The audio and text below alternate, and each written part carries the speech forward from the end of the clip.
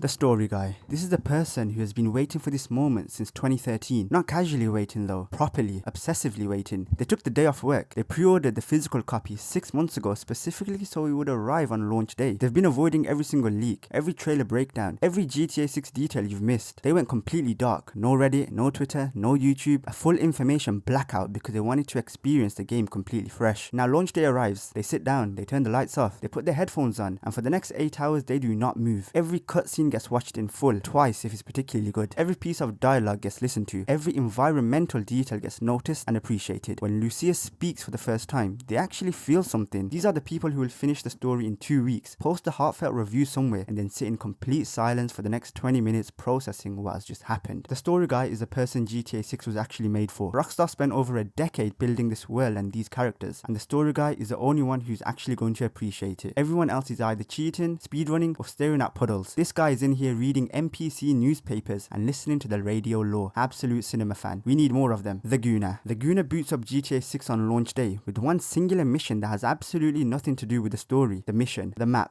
the gameplay mechanics, or anything Rockstar spent 12 years building. The second the game loads, they are immediately looking for the most unhinged character customization options available. They want to see exactly how far the character creation goes. They are testing every slider, every outfit, every animation. They have no interest in Jason, of course. They only have extremely specific interest in Lucia. But then, and this is the moment the Gooner has genuinely been waiting for since the first trailer dropped, they find the strip club. It takes them 11 minutes to locate it. They weren't even looking that hard. They pull up outside, walk in, and spend the next 2 hours in there like it's a 5-star restaurant they've been waiting to get a reservation at for years. They are tipping virtual strippers with virtual money they haven't even earned yet. They have completely abandoned any concept of a main mission. Then they discover you can find them on the streets too, walking around Vice City at 2 in the morning in-game, minding their own business, and something in the Gooner's brain just completely short circuits. They are now following NPCs around the map on foot like they do in a documentary. They've opened Google Maps in real life to figure out which part of Vice City's street layout is based on which part of actual Miami, purely so they know where to look next. This is research to them. This is legitimate gameplay. Rockstar built an entire living, breathing world with 2 complex protagonists and a deeply emotional story about crime, survival, and loyalty. And this person has spent 4 hours on the streets of Vice City at night looking for the NPCs in high heels. They will tell their friends they've been playing the story. They have not touched the story. They feel absolutely no shame about it whatsoever. To be honest, the Gooner isn't even hurting anyone. The Gooner is simply living their truth in the only way they know how. Every single GTA game has had one. GTA 6 just gave them more to work with. Godspeed to them. The Speedrunner. This person has not slept in 36 hours and they look about it. The Speedrunner identified their route through GTA 6's main story approximately 3 weeks before launch using leaked footage, files, and sheer obsessive energy. They have a plan, a real documented, time-stamped plan. Every mission skip they can find, every loading screen exploit, every dialogue sequence they can cancel early. They are not here to experience GTA 6. They're here to destroy it as fast as physically possible and post the time on the internet before anyone else does. Think about Virtual. Think about the kind of person who finishes a game that took a normal person 40 hours in under 90 minutes and considers that a relaxing weekend. That is this person. They skip every cutscene without a second of hesitation or remorse. They run past every environmental detail Rockstar had crafted over the decade. They mute the soundtrack immediately. The radio is a distraction to them. Everything is a distraction. The only thing that matters is a clock in the corner of the screen. By the time most people have finished the second mission, the speedrun has already posted their first attempt time, identified 3 major time saves, and is 3 hours into run number 2. They will have a world record within a week. They will have broken it themselves within 2 weeks. They are a different species and we should be studying them. The Explorer. The Explorer boots up GTA 6, watching the opening cutscene, and then immediately abandons every story objective they've been given to just drive around Vice City for 4 hours. Not because they're bored of the story, not because anything went wrong, just because the map is there and they need to see all of it right now. Every road, every back alley, every beach, every rooftop they can access somehow. The Explorer is a person who discovers the most insane hidden locations in GTA 6 within the first week, purely because they've already covered more of the map on foot than most people will in their entire first playthrough. This is a person who ends up in a completely random corner of the map at 2 in the morning, finds something Rockstar clearly hid as an Easter egg, posts it online, and becomes briefly famous over it. They weren't looking for it, they were just driving. They're always just driving. The Explorer also has a habit of stopping to watch in-game sunsets in a way that would be concerning if the game didn't genuinely look that good. At one point, they pull over on a coastal road, look out the ocean, and just sit there for a few minutes. No mission, no objective, just vibes. And honestly, after 12 years of waiting for this game, nobody can blame them. The Bad Sport. Oh, this guy. The Bad Sport loads up GTA 6 and within 30 seconds has decided that the most entertaining thing they can possibly do is to make other people's lives absolutely miserable. They are not interested in the story. They are not interested in exploring the map. They are not interested in any of the content Rockstar spent a decade and reportedly $2 billion billion